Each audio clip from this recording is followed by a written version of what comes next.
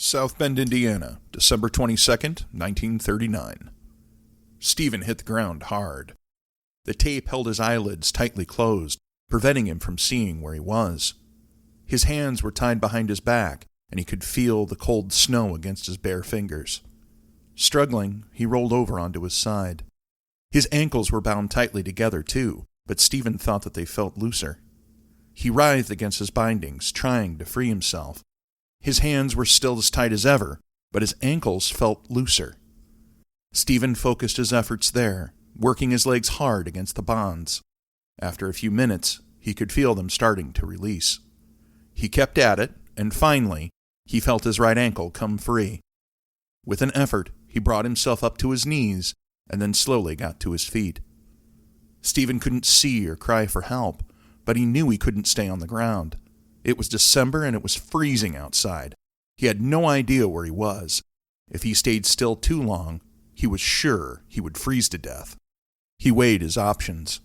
If he stayed put and there was someone around, then maybe someone would come and help him. Somehow, though, he doubted very much that he had been dropped any place where someone could help him. If that were the case, then he might never be found.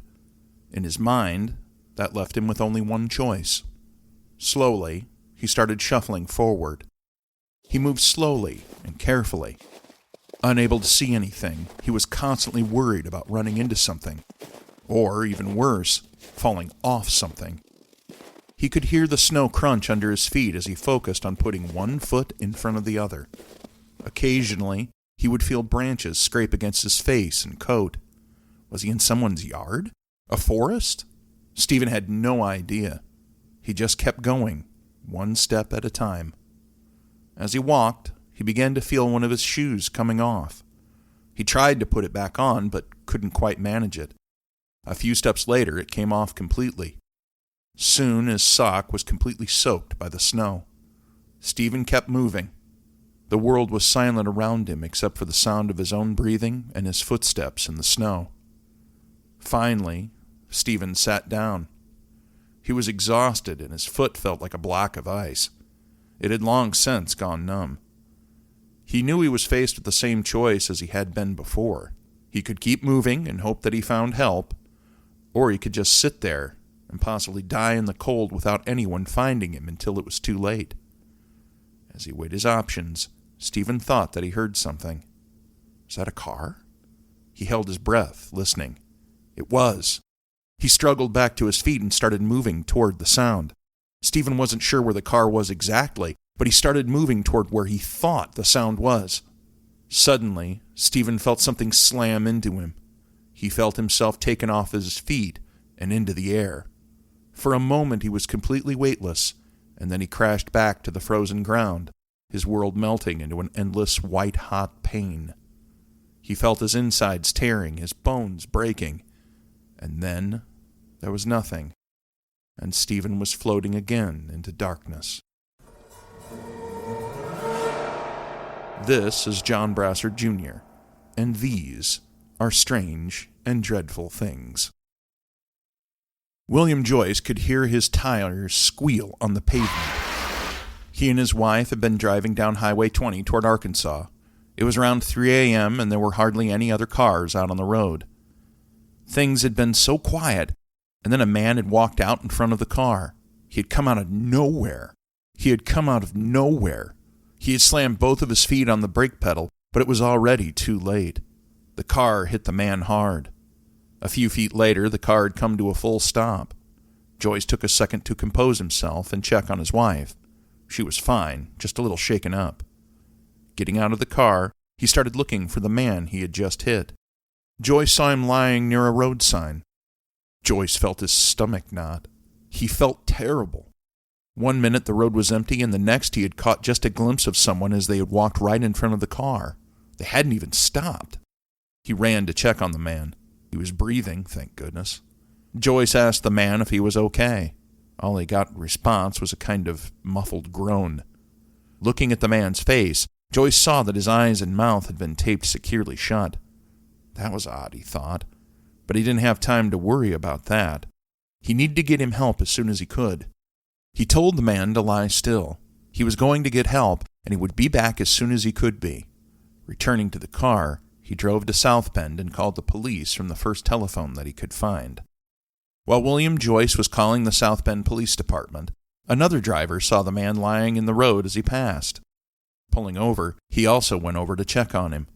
Seeing that he was hurt, he told him that he was going to get help, then went and called the police in the nearby town of Mishawaka, Indiana, a town directly next to South Bend.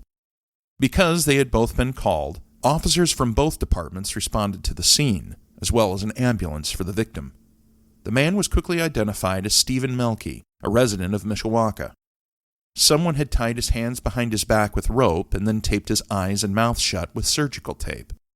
All of this was carefully but quickly removed as he was loaded into the ambulance and taken to the nearest hospital. As the tape was removed from his mouth, someone noticed that his mouth had been stuffed with a handkerchief. It was plain with no identifiable markings, but had lipstick on it. Police questioned William Joyce and his wife, but quickly understood that they had just been in the wrong place at the wrong time. They had hit him, but who had left him stranded in the area, bound, gagged, and blinded to wander in the snow? As they spoke to the Joyces, the local coroner, Donald Grillo, arrived to help the investigation with one of his assistants. In addition, he was also there to determine which police department would have jurisdiction over the case. The accident scene was near the intersection of McKinley Avenue, which became Highway 20 as it passed out of the city, and Logan Street. The dividing line between the cities of South Bend and Mishawaka was about in the middle of the intersection. Unfortunately, Joyce wasn't sure which side of the road he had hit Melkey on. Was he just over on the other side, or had he come fully into Joyce's side? Before it became too big a debate, the two departments came to a decision of their own. Instead of arguing, the South Bend and Mishawaka departments chose to pool their resources and work together in solving the case. With that issue resolved, they went back to work. As they did, they received news of Stephen Melkey's condition. He had died en route to the hospital. He had never even made it there.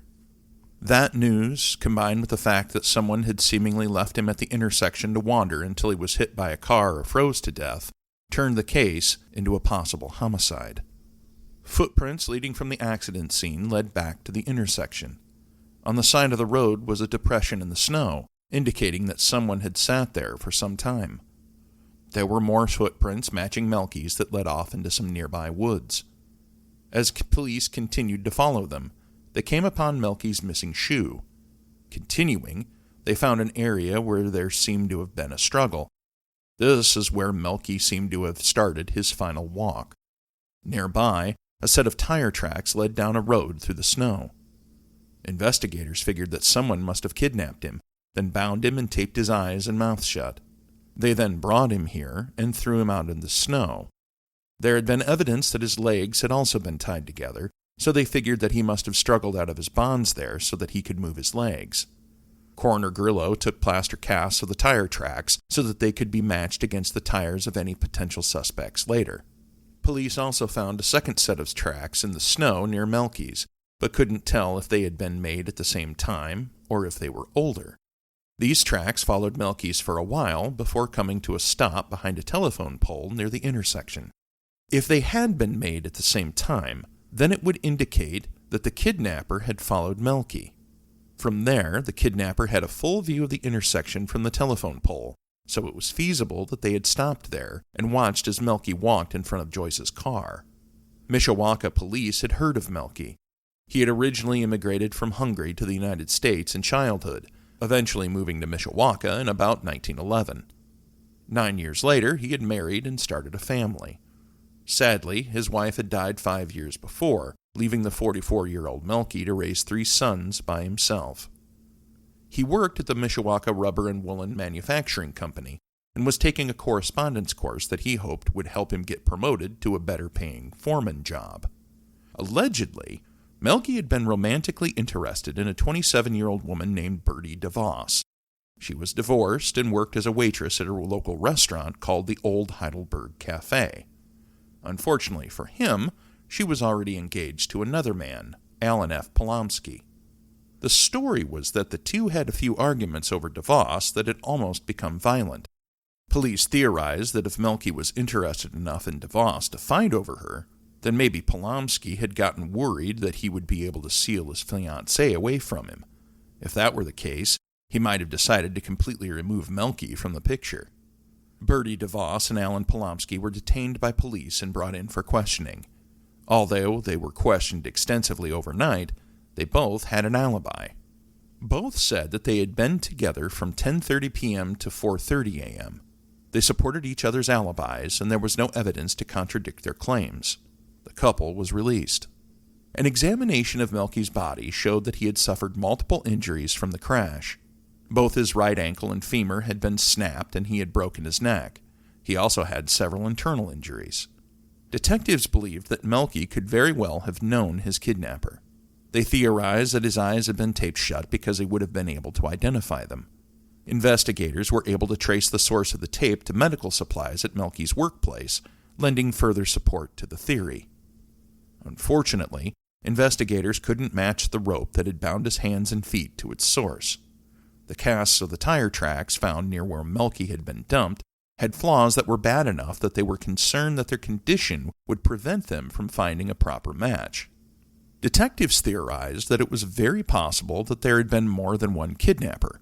Melkey was known as being a formidable man who knew how to box and wrestle. He probably would have been more than capable of dealing with one kidnapper, lending more credence to the theory of multiple attackers. Although authorities followed up on a few more leads over the next few weeks, nothing ever came of them. Then, in a surprising move, Polomsky was arrested a second time. He gave them the same alibi and even agreed to take a lie detector test when he was asked.